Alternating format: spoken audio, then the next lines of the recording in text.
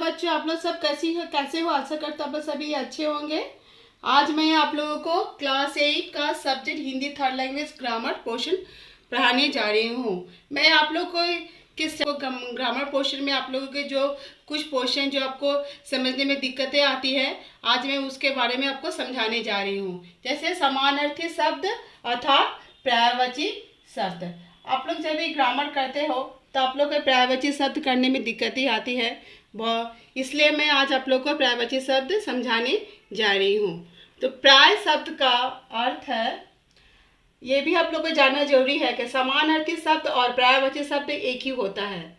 ठीक है, तो पर्याय शब्द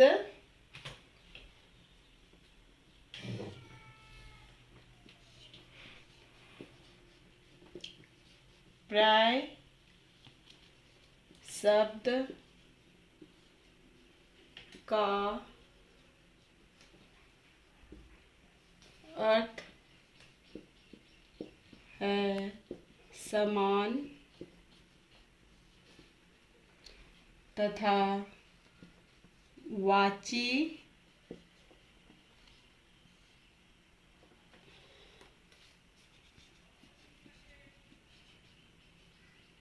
शब्द का अर्थ है बोले जाने वाले, अर्थात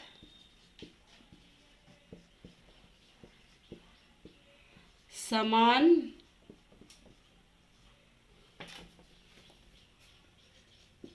अर्थ में बोले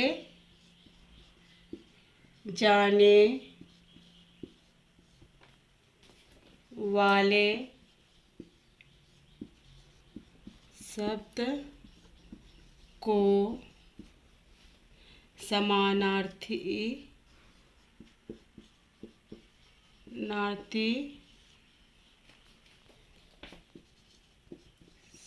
शब्द और पर्यायवाची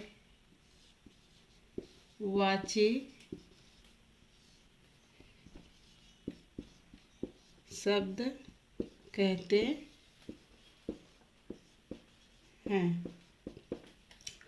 पर्याय शब्द का अर्थ है समान तथा वाची शब्द का अर्थ है बोले जाने वाले, अर्थात समान अर्थ में बोले जाने वाले शब्द को समानार्थी शब्द या पर्यायवाची शब्द कहते हैं। अर्थात जिस शब्द से आपको आप जब बोलते हैं तो उसका अर्थ सेम एक ही निकलता है, उसे हम लोग समानार्थी शब्द, जैसे सूरज को हम लोग सूर्य कहते हैं, दिनकर कहते हैं, ठीक है, रवि कहते हैं। तो ये अलग अलग नाम है, लेकिन इसका अर्थ क्या है? समान है। इस तरह मैं आपको और भी उदाहरण में देने वाली हूँ। तो ये है आपका समानार्थी शब्द का अर्थ। शब्द का परिभाषा क्या होता है, तो इस तरह से आप लोग पर्यायवाची शब्द का मतलब समझ सकते हैं। तो मैं आप लोग को इससे कुछ उदाहरण देती हूँ।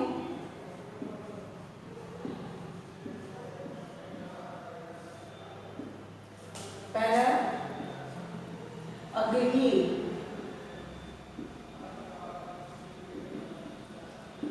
आग, ज्वाला, फिर आप लिख सकते हैं आग, नेत्र, नयन, फिर आप लिख सकते हैं पवन, हवा,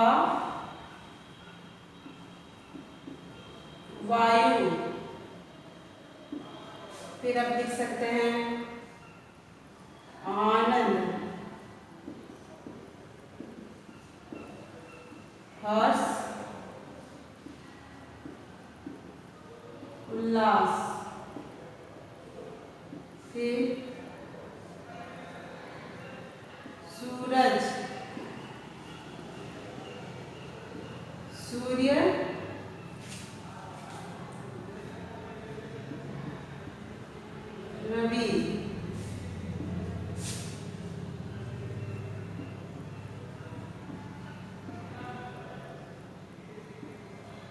शशि, सोम,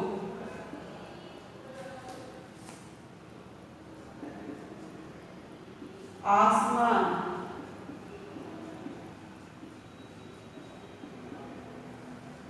आकाश, गगन,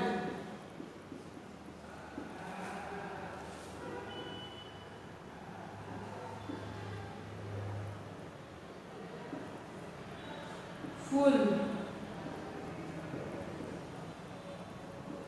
कुसुम, पुष्प,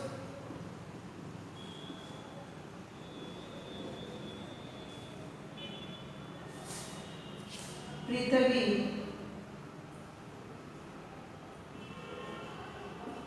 भूमि,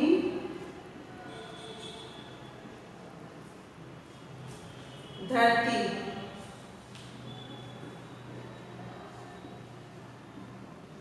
ईश्वर,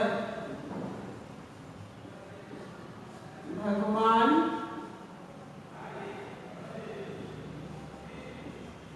प्रभु।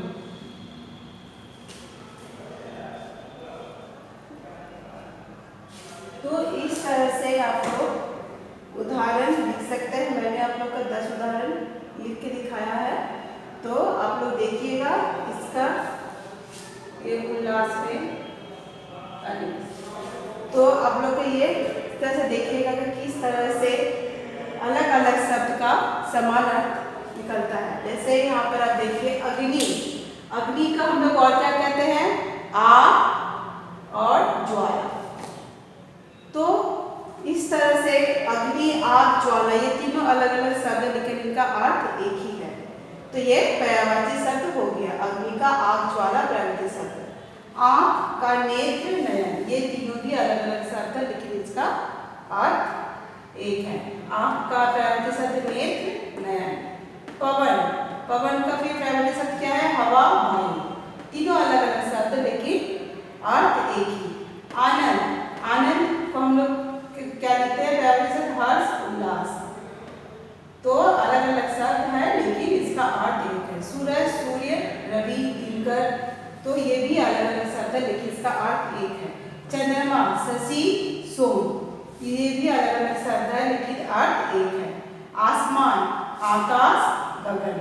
आसमान को आकाश, गगन करते हैं, ये आकाश और गगन इसका पर्यायवाची शब्द है। फूल, कुसुम, पुष्प, तो ये इसको सुमन भी कहते हैं, तो ये इसका पर्यायवाची शब्द है। पृथ्वी को भूमि, धरती, भू इत्यादि अनेक नाम बोलते हैं, लेकिन ये इसका पर्यायवाची शब्द है, लेकिन इसका अर्थ एक है और शब्द अलग अलग है। ईश्वर को हम भगवान, प्रभु कहते हैं, इसका भी अर्थ एक है, लेकिन शब्द अलग है। तो इस तरह से हम लोग पर्यायवाची शब्द बनाते हैं। तो आप लोग इसका अभ्यास कीजिएगा। आपको ग्रामर बुक में और काफ़ी सारे एग्जाम्पल इस तरह से उदाहरण मिल जाएंगे। उसको जब आप लोग बनाइएगा तो आप लोग को ये पता चल जाएगा कि ये पर्यायवाची शब्द कैसे बनाते हैं और आपको इसमें कोई दिक्कत नहीं आती है। तो आज मैं आपको इतना ही बताती हूँ। आपको आशा करती हूँ पर्यायवाची शब्द समझ में आ गया है। अगर आपको फिर भी कोई प्रॉब्लम है, कोई प्रश्न पूछना है, तो आप मुझसे पूछ सकते हो।